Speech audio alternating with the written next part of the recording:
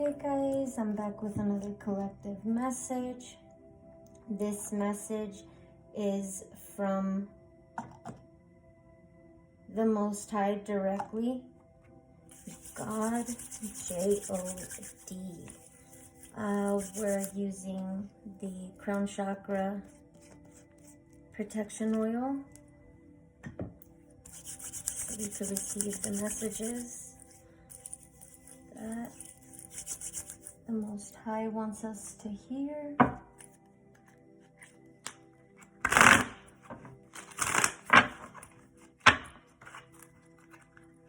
I say we because these are messages I include myself sometimes in these messages if it's fitting.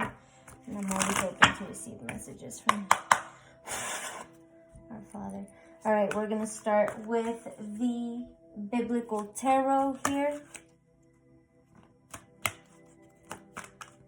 313 on the clock. What do you want us to know? Two of Grains, Two of Pentacles here. This is a decision. Lydia, faithful businesswoman. This could be a decision about business for some of you, okay? Doesn't have to be. But for some of you it is here. One of those listening was a woman from the city of Thyatira named Lydia. Somebody's name could be Lydia. A dealer in purple cloth. She was a worshiper of God. So some of you are definitely a worshiper of God here. Or you could be, some of you that are not, you could be coming to a decision like, should I, trust in God? Usually I'm trusting in other things or things like that, 10 of Candles. So you're, maybe coming to a decision or weighing some pros and cons. Should you drop certain beliefs or certain things and switch it up and, maybe trust something else? 10 of Wands, you've been carrying a lot of burdens here. Number 10. And it says 10 of Candles, Jeremiah's burden. This is very burdensome, so you may be switching something up here. And it says, why did I ever come out of the womb to see trouble and sorrow and to end my days in shame? Somebody could be feeling very shameful here. Okay, if this is you, just remember, we all make mistakes. It's just we can always make that change. 233 on the countdown. We've got the Lovers here. Okay. Adam and Eve. So yeah, we all know the story of Adam and Eve, right? This is a connection that was, somewhat divine, and they fell into temptation here. Eve was deceived. Adam ate the apple, that type of thing, right? So again, this is you guys falling off into temptation and things like that, falling into sin, etc., etc. And now you could be changing something, switching something up here. Okay, 3 of Swords, yeah, because whatever that was, 311, it was leading to heartbreak, third-party energies. It wasn't working out here, okay? 3 of Feathers, rebellion against David. Somebody could have rebelled. Again, we know that Adam and Eve rebelled against what God told them not to do. So again, it says, the king was shaken. He went up to the room over the gateway and wept. As he went, he said, oh, my son, Absalom, my son, Absalom. If only I had died instead of you, oh, Absalom, my son, my son. Some of you could have lost a child, anything like that. And this hurt, but this, and I don't want to say it was a penalty or you were penalized. It's just these are the outcomes of certain decisions that we make that are tempting, and we really know that this is not good for us, but we go with it anyway.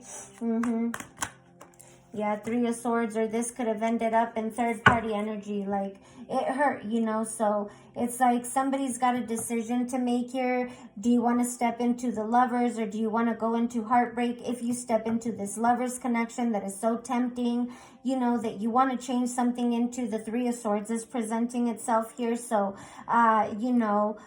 there's always going to be like heartbreak or third party involved or other options here with the 4 of Grains. So there's something here that you need to let go in order to receive some sort of abundance here. Okay, something 444 on the countdown. So there's something here that needs to switch up. Okay, if you don't trust or you're not sure, you are protected. It's just a matter of you getting into alignment here with that 2 of Grains. What do we have here?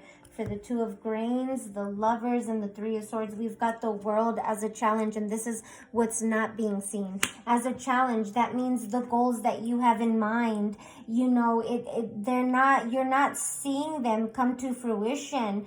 You know, you're not seeing yourself achieve this, and that's because, you know, there's some changes here that you have to seek. Nine of Swords here, also as a challenge. It's like if you're not seeing changes in the stress and the pain and that type of stuff, the worry, you know, going away, this is why. And the World, New Jerusalem, like if you're not seeing new, this is why.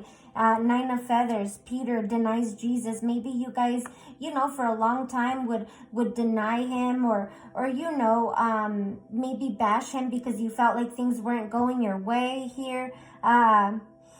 Then Peter remembered the word Jesus had spoken. Before the rooster crows, you will disown me 3 times. And he went outside and wept bitterly. So again, somebody, you know, could deny Jesus with judgment here as a challenge. And this is why it's such a challenge for someone here to get out of this energy, this Three of Swords energy about a decision that they made, etc., etc. This is the last judgment. You know, this was the last try for someone.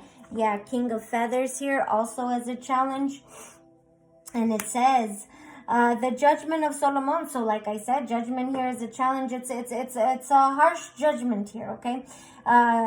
It says, then the king gave his ruling, give the living baby to the first woman, do not kill him, she is the mother. And this was hard for someone to do, okay? This could involve children. And we've got the Justice here as a challenge as well. Yeah, so this is not good, okay? Justice, the 10 Commandments. Somebody didn't follow the 10 Commandments here. You know, they didn't. So now it's like, oh, Lord. Now Justice is stepping in. Now the Divine's stepping in, like, now you gotta, you know, kind of reap what you sow or see what you did here with the 10 of Grains, you know. You could have, you know, had stability, all that stuff, but you went and did something here. And it said God's promise to Abraham. God promised something to Abraham here, and you tried to do something here that was not good. It says, all the land that you see I will give to you and your offspring forever. But whatever somebody went and did, it's like, oh no. What do we have here? Yeah, Knight of Candles. Someone rushed to do something that they really weren't supposed to do. Knight of Candles, Joshua, leader of faith. You were supposed to lead with faith here. Have I not commanded you? Be strong and courageous. Do not be afraid. Do not be discouraged, for the Lord your God will be with you wherever you go. 10 of Wands, wherever you go, whatever burdens you had to drop, God told you he would be with you. Jeremiah's burden, but no, you rushed to carry burdens or to bring burdens. Why did I ever come out of the womb? Somebody tells themselves this. Why did I ever come out of the womb? Why was I ever born? To see trouble and sorrow and to end my days in shame. 4 of Feathers, because you're supposed to start healing. Yeah, you're feeling shameful, okay? That's normal when you're doing all this.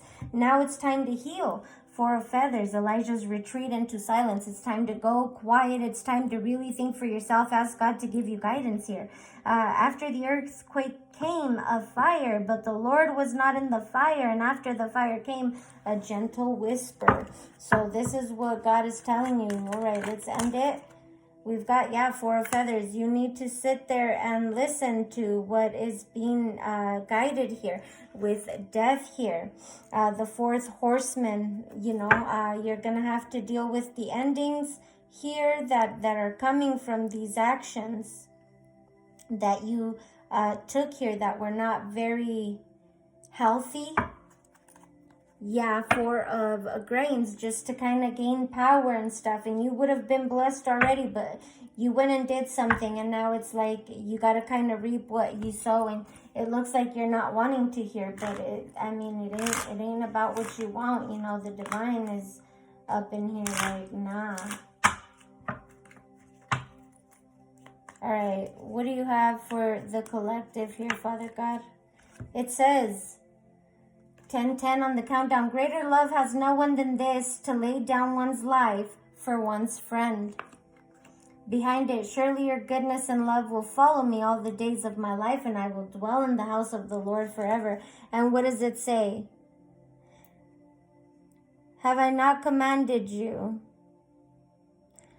Be strong and courageous. Do not be afraid. Do not be discouraged, for the Lord your God will be with you wherever you go. Joshua 1:9 and also John 15:13 says that. Or I'm sorry, this one. Psalm, is that right? Where did I get that?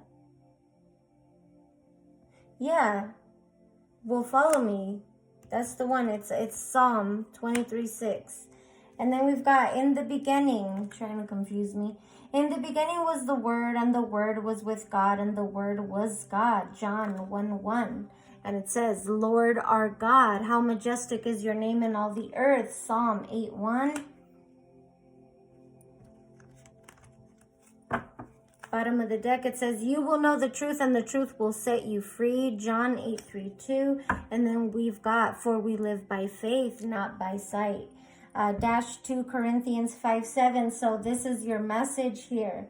Knowing that God is with you, you know, you may be experiencing some stuff here, but that's just because you're supposed to grow from this, heal from this, make the significant changes here with the death card, leave certain actions and things like that behind that no longer serve you, that have put you in this position. This is all about your decisions. Your own decisions. All right, guys, this is what I have for you. I hope this helps.